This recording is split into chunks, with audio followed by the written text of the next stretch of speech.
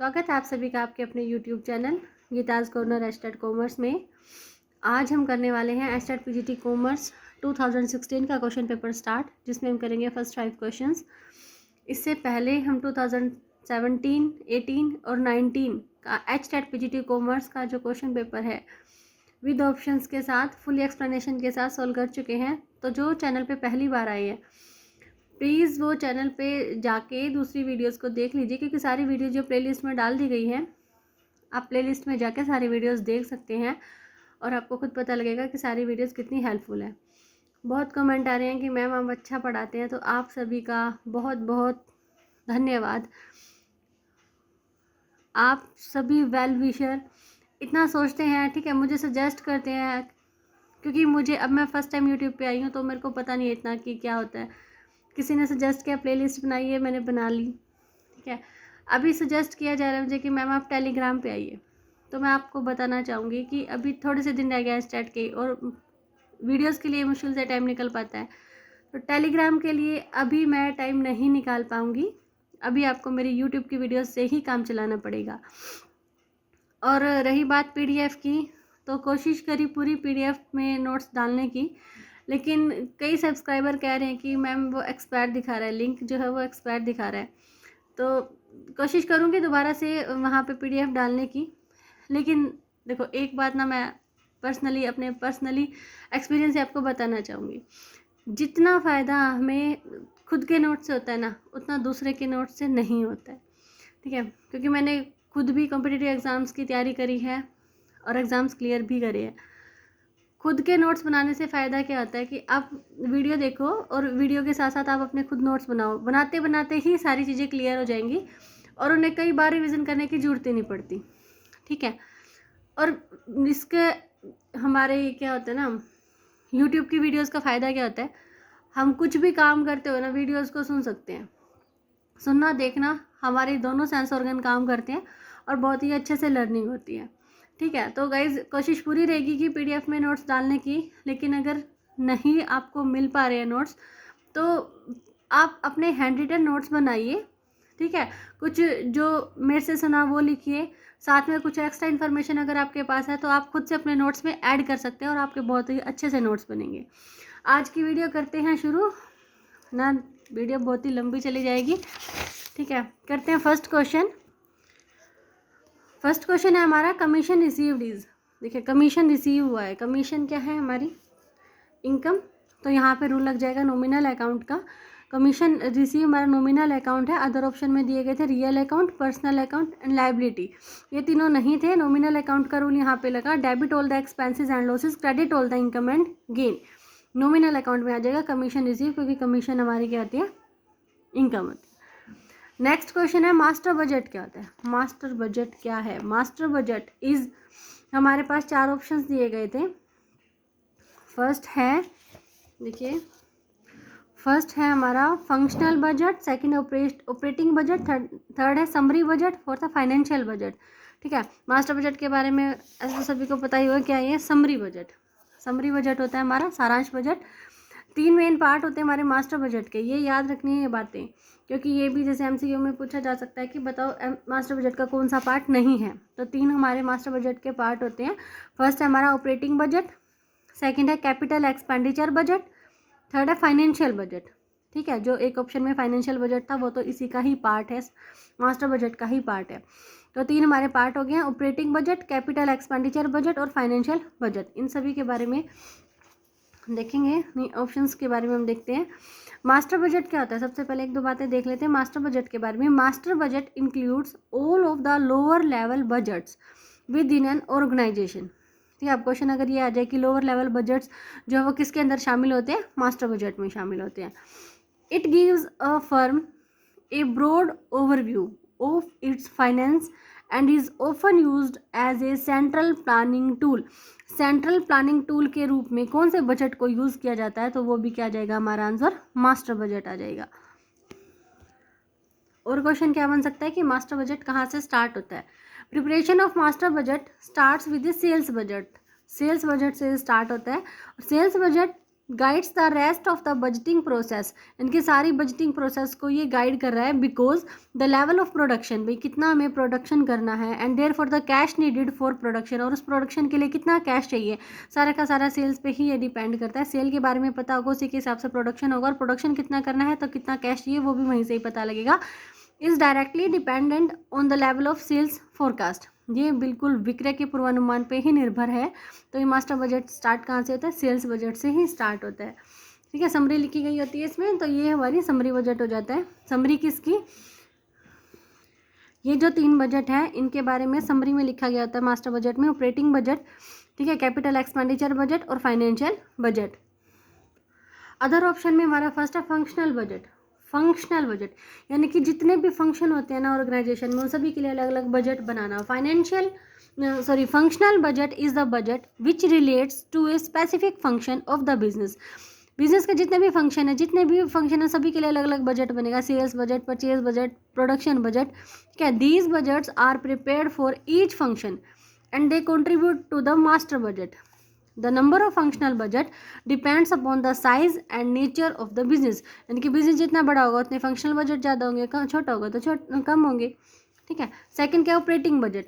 Operating नाम से क्या पता लग रहा है, ऑपरेट करने के लिए, बिजनेस ऑर्गेनाइजेशन को ऑपरेट करने के लिए। ठीक है, जो भी हमें चाहिए है, जितने भी इनकम है, जितने भी एक्सपेंसेस है, उन सभी के लिए क्या कर लेते हैं, पहले से ही फोरकास्टिंग के थ्रू एक बजट बना लिया जाता है। The operating budget contains the, क्या क्या होता है इसके अंदर, expenditure and revenue generated from the daily business functions of the company. okay, next है हमारा फाइनेंशियल बजट। फाइनेंशियल मतलब कि वित्तीय, यानी कि वित्त से संबंधित, पैसे से संबंधित, पैसा कहाँ कहाँ लगेगा। A financial budget presents A company strategy for managing its assets, cash flow, income and expenses, यानी कि जो कैश है, जितना भी फाइनेंस है, एसेट में कितना जाएगा, कैश फ्लो यानी कि कैश की जो इनफ्लो होगी और आउटफ्लो होगी वो कितनी कितनी होगी, इनकम कितनी होगी और एक्सपेंसेस कितनी, इन सभी के लिए क्या बजट बनेगा, financial budget. The purpose of the financial budget is to estimate the firm's cash budget. ठीक है, फाइनेंशियल बजट का क्या पर्पज़ है, फर्म के लिए क्या एस्टिमेट करना, अनुमान लगाना कैश बजट का, capital expenditure and it's balance sheet line items like asset, liability, owners, investment. I hope आपको समझ में आए होंगे बजट क्या, ये सभी ऑप्शंस के बारे में बातें थी।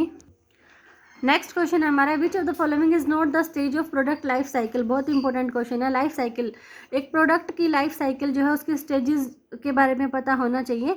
यहाँ पे हमारे ऑप्शन में मार्केट सेगमेंटेशन, ये कोई स्टेज नहीं है प्रोडक्ट लाइफ साइकिल की, तो इसी पे ऑप्शन पे टिक करना है, क्योंकि नोट द, ठीक है, 2017 का जो हमने क्वेश्चन पेपर किया था उसमें कितने सारे क्वेश्चन दिखाई देंगे, ऐसे नोट करके आए हुए थे। इनके स्टेजेस अगर पता है तो जो नहीं है उसके बारे में हम आराम से टिक कर सकते हैं।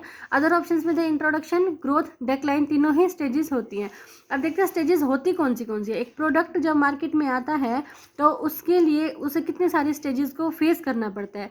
फर्स्ट क्या है, इंट्रोडक्शन वाली जो स्टेज होती है ना, इसके बारे में क्या होता है ना, इंट्रोड्यूस करा रही है एक फर्म अपने प्रोडक्ट को अपने कस्टमर के साथ, क्योंकि कस्टमर्स को पता ही नहीं है, तो वो क्या करती है, यहाँ पे ऐड वगैरह ज़्यादा करती है। यहाँ पे ज़्यादा खर्चा जो है, सबसे ज़्यादा एक्सपेंडिचर इंट्रोडक्शन की स्टेज पर ही होता है। इसके बाद वो ग्रोथ करती है, धीरे धीरे सभी को पता लगने लगता है, उसको परचेज करने लगते हैं, यहाँ पर वो ग्रोथ करती है।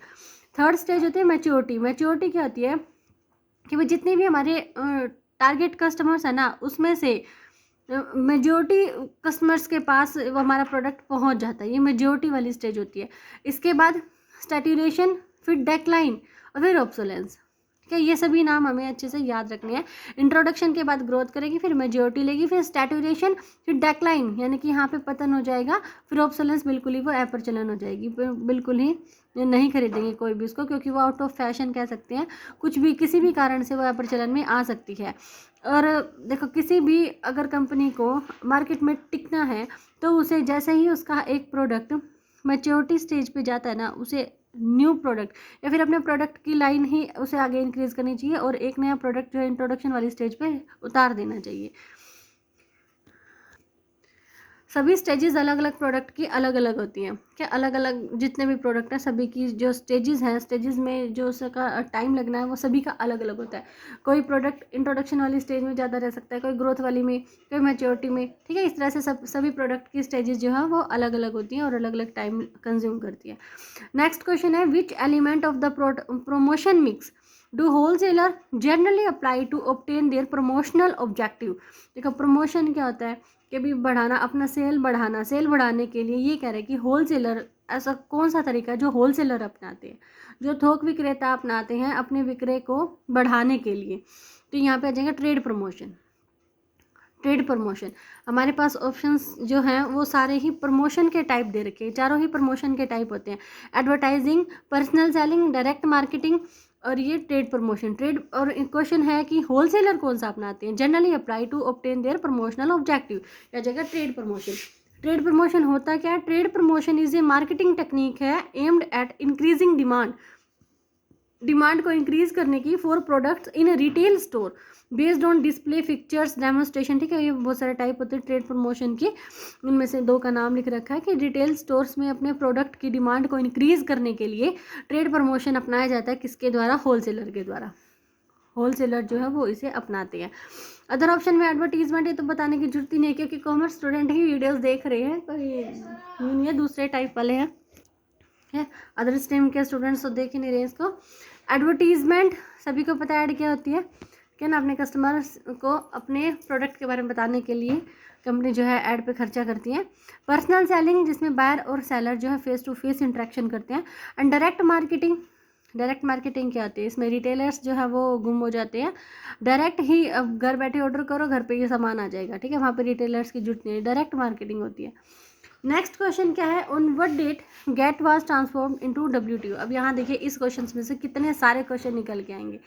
ये क्वेश्चन क्या है कि भाई कौन सी तारीख को गेट को WTO में परिवर्तित कर दिया गया, कौन सी तारीख को गेट को WTO में परिवर्तित कर दिया गया। यह है 1 जनवरी 1995, 1 जनवरी 1995 को। देखिए WTO, सबसे पहले तो इन दोनों की फुल फॉर्म, WTO की फुल फॉर्म क्या हो जाएगी, वर्ल्ड ट्रेड ऑर्गेनाइजेशन, क्या, वर्ल्ड ट्रेड ऑर्गेनाइजेशन। गेट की फुल फॉर्म है general agreement on tariffs and trade. आगे बताइए नोट्स में, WTO world trade organization. WTO की फॉर्मेशन कब हुई, जो कि भी क्वेश्चन का आंसर भी था, 1 जनवरी 1995। किस तरह की ऑर्गेनाइजेशन है ये, इंटरनेशनल ट्रेड ऑर्गेनाइजेशन, नाम से पता लग रहा है इंटरनेशनल है, बहुत सारे नेशंस के बीच में ट्रेड यानी कि व्यापार को बढ़ाने के लिए एक ऑर्गेनाइजेशन है। पर्पज़ क्या है, रेगुलेट करना इंटरनेशनल ट्रेड को। मेंबरशिप कितनी है, ठीक है, कुछ भी क्वेश्चन पूछा जा सकता है, मेंबरशिप भी पूछी जा सकती है। कितने मेंबर्स हैं, 164 मेंबर्स हैं। हेडक्वार्टर कहाँ है, सेंटर विलियम रैपर्ड, जेनेवा, स्विट्जरलैंड में। क्या, WTO का हेडक्वार्टर जेनेवा, स्विट्जरलैंड में। ऑफिशियल लैंग्वेज है English, French, Spanish. Director general है रॉबर्टो एजेवेडो। देखिए WTO के बारे में पढ़ते हैं, क्या है, WTO is an intergovernmental organization that regulates international trade, ठीक है, ये बात तो आगे भी आगे ना, इंटरनेशनल ट्रेड को रेगुलेट करता है। WTO ऑफिशियल कमेंस कब शुरू हुआ, 1 जनवरी 1995 को, अंडर द मराकेश एग्रीमेंट, कि ये एग्रीमेंट भी पूछा जा सकता है पेपर में, कौन से एग्रीमेंट के थ्रू इसकी शुरुआत हुई, मराकेश एग्रीमेंट। साइंड बाय, उस टाइम पे कितने नेशंस थे, इसके सदस्य जो थे 123 नेशंस थे। 15 अप्रैल 1994 को साइन किया गया था इसे, 15 अप्रैल 1994 को। और ये फॉर्मेशन कब हुई है इसकी, 1 जनवरी 1995 को। Replacing the general agreement on tariffs and trade, ये गेट की फुल फॉर्म आ गया यहाँ पे, general agreement on tariffs and trade which commenced in, और गेट जो है वो कब शुरू हुआ था, 1948 में, 1 जनवरी 1948 में। It is the largest international economic organization in the world. WTO deals with regulation of trade in, किस किस को रेगुलेट करता है, trade in goods, services and intellectual property. तो ये क्वेश्चन भी बन के आ सकता है भाई, वो किस किस चीज़ को रेगुलेट करता है, goods, services and intellectual property, और किसके बीच में, पार्टिसिपेटिंग कंट्रीज़ के बीच में। तीनों ही चीज़ें याद रखें, गुड्स भी, सर्विसेज भी, इंटेलेक्चुअल प्रॉपर्टी भी। ऑब्जेक्टिव क्या है, देखो, सदस्य देशों के लोगों का जीवन स्तर बढ़ाना, जो भी इसकी मेंबर कंट्रीज़ है ना, उन सभी के वहाँ पे जितने भी पॉपुलेशन है, जो उनके कंट्री में लोग हैं उन सभी का लिविंग ऑफ स्टैंडर्ड जो है वो इंक्रीज करना। प्रभावकारी मांग में पूर्ण रोजगार और व्यापक वृद्धि सुनिश्चित करना, लोगों के पास पूरा रोजगार हो ये सुनिश्चित करना। वस्तुओं का उत्पादन और व्यापार बढ़ाना, ठीक है, प्रोडक्ट का प्रोडक्शन और ट्रेड दोनों ही बढ़ाने पे ध्यान देगा, और सेवाओं का व्यापार बढ़ाना और सर्विसेज पे भी इन्हें फोकस करना है। ठीक है गाइस, आज की थी 5 क्वेश्चन। मिलते हैं अगली वीडियो में 5 क्वेश्चंस के साथ। ठीक है, तब तक बाय बाय।